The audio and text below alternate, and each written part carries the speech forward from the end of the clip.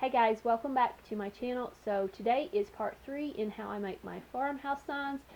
In today's video I'm going to be putting on the stencils, and I'm going to show you some tips that make it just a little bit easier and go a little bit smoother, and then we're going to put the sign together and then we will be done and have a final product. So I hope you enjoy this video. So some of the tools that I bought to make this process easier for me was this scraper and these tweezers and a spatula and also this little dental looking tool, and it really helps to remove your letters, your vinyl letters. And I got all of these in a 5-piece kit. It came from Walmart. I think it was 20 bucks, and it really makes this a lot easier. If you don't have these, you can always use credit cards or just a set of simple tweezers that you have at home. So to begin with, I'm just going to pull the vinyl away from my mat, and I'm just going to pull the mat and bend the mat that way that the piece of vinyl will lay flatter if you do it this way. And then you are just going to start removing your letters. So I use the pick, and it makes popping out those letters a whole lot easier. I do sometimes use the letters themselves on my sign, and that's just according to your preference. If you want to do them that way, you can. This video I'm going to show you how to do stenciling, but I just wanted to show you that you can do it this way as well.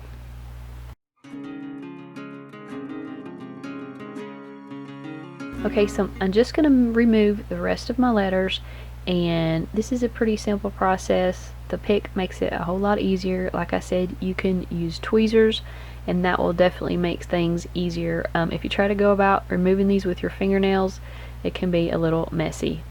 And one tip when you're removing script, all the script letters is going to be stuck together. They're all going to be one continuous text, so just be sure to pull the vinyl away from your letters, and that way they won't get stuck on any other letters, because I've had a problem before.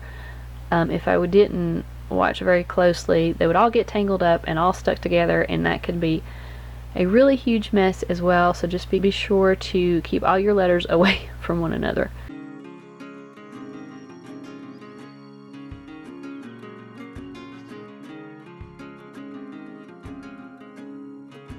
Then I'm just going to trim this down to size to make it a little bit easier to place on my signboard.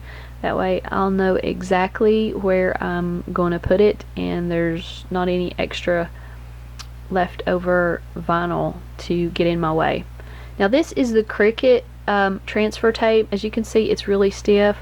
I prefer this contact paper. It's more pliable and it's easier to work with, and best of all, it's also cheaper. So that's what I'm going to work with today, and I'm just going to cut out a section to match the portion that I'm going to be using today, and that's all I'm going to need.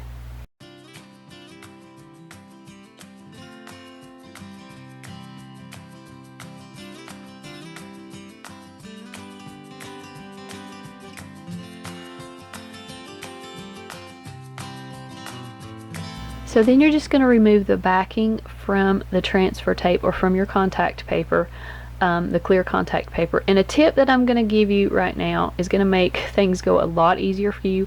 Go ahead and remove the entire piece and just lay it on some kind of surface to de-sticky it a bit, because these are going to be pretty sticky, and if you lay it on a towel or like I'm doing on this tablecloth and just de-sticky it several times, it's going to make it so much easier to work with, as you're going to see here in just a minute. Then after you do that, you're just going to lay it right on top of your vinyl or on top of your contact paper, whichever material you are using, and then you're going to flip it over, and as you can see, it's not very sticky at all. It's just holding the letters together enough to keep them where they're supposed to be. So now I'm going to remove the backing from this piece of vinyl. This backing is really stiff, and if you use contact paper, you're not going to have as much trouble removing it, but on the vinyl, the backing is really stiff, and as you can see, this vinyl is super sticky. Contact paper is not as sticky. You're not going to have as many problems, I don't think, with it. I I have a lot more problems when I try to use vinyl for stencils than if I use contact paper. So another tip would be to try to use contact paper if you're going to be doing this for stencils, but definitely to use vinyl if you're going to be using it for vinyl stickers. And this little tool, like I said, you can use a credit card, but this little tool definitely makes life easier. It helps you remove vinyl, it helps you remove backing, whatever you're going at, and it's got, you know, a pretty thin edge so it doesn't stick to things as easily as your fingers. So that tool I definitely would recommend. It does help out a lot, or at least use a credit card.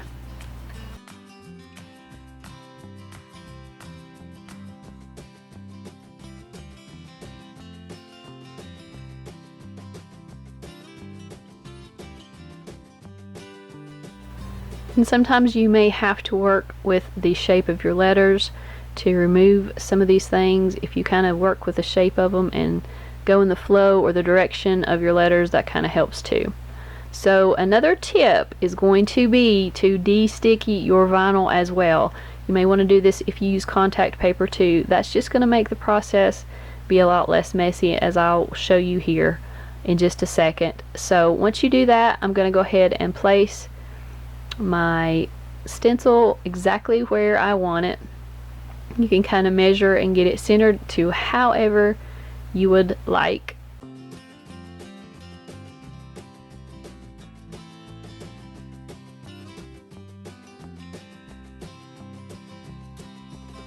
And then I'm just going to start removing it, and because I de-sticked it on that tablecloth, you can see it's going to remove so much easier if you do it this way. If you don't do it this way, it's gonna take a lot of time to try to remove this transfer tape from your vinyl or from your contact paper. So this makes things so much easier if you will do it this way.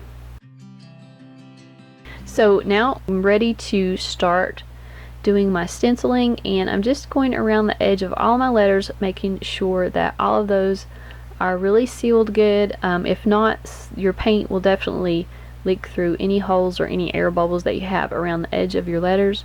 So just kind of lightly go around the edge of those and make sure everything is sealed. And what I like to use for my stenciling are these cosmetic sponges, and I just get them at Walmart in the makeup aisle. They make the paint go on really smoothly.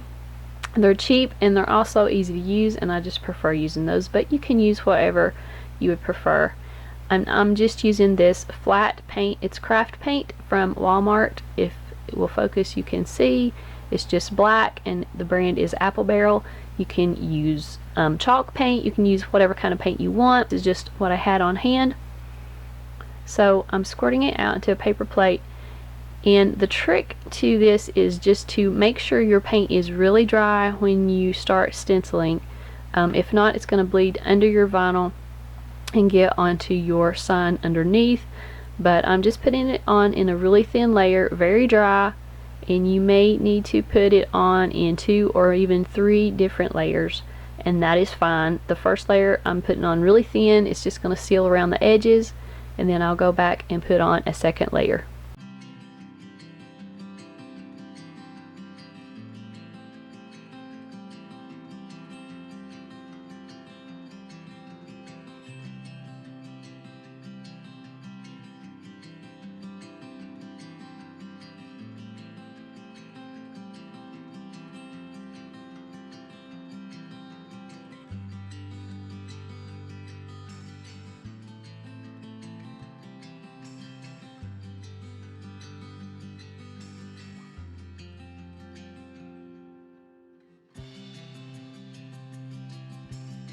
So I'm going to go ahead and start removing the vinyl from my sign even before my paint is completely dry, because I don't want this vinyl to stick to my sign any longer, and you want to pull it away as gently as possibly can to keep your paint from peeling up with your vinyl, because I have had problems with that many times in the past. You just want to take your time with this part of it. And because you de-sticked your vinyl or whatever you're using, your contact paper, it's going to really help you out in this area. It's going to help make sure that you don't pull your white paint away from your sign board, and once that happens, your sign is pretty much ruined. So I hope that is a tip you will definitely take to heart, because that's definitely going to help you out when you go to make your own sign. And then I'm just going to take this handy little pick tool, and I'm going to take out all the middle portions of the letters. And this tool is really handy. It really helps because it grabs the vinyl without damaging your sign. I have used pins and I've used tweezers, but this really helps not to damage your sign.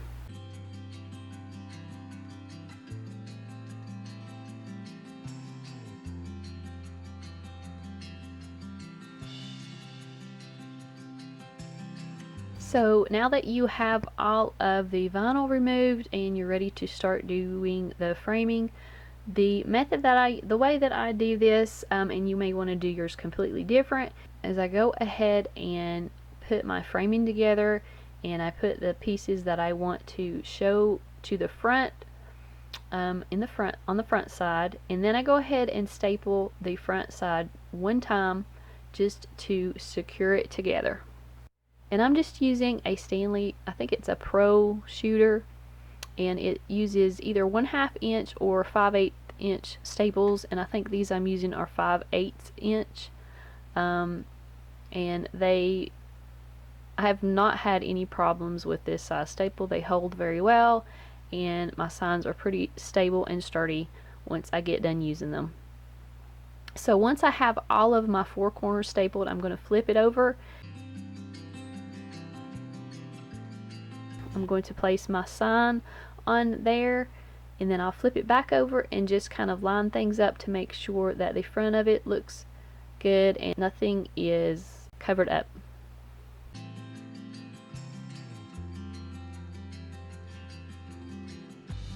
Now I'm just putting on some tape very lightly to hold it in place while I flip it back over and finish stapling the back.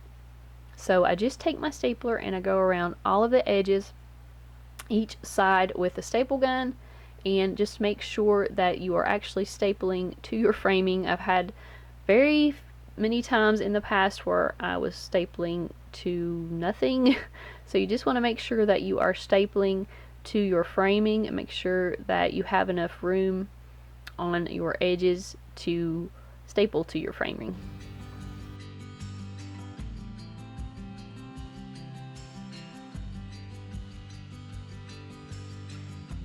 So that is it. That is the complete process I use to make my signs. I hope you found this helpful and you got some great tips from it, and I hope that you are more prepared than I was when I first started making my own signs. Thank you guys for watching this tutorial series. I hope you really enjoyed it. I hope you found it helpful and got some inspiration.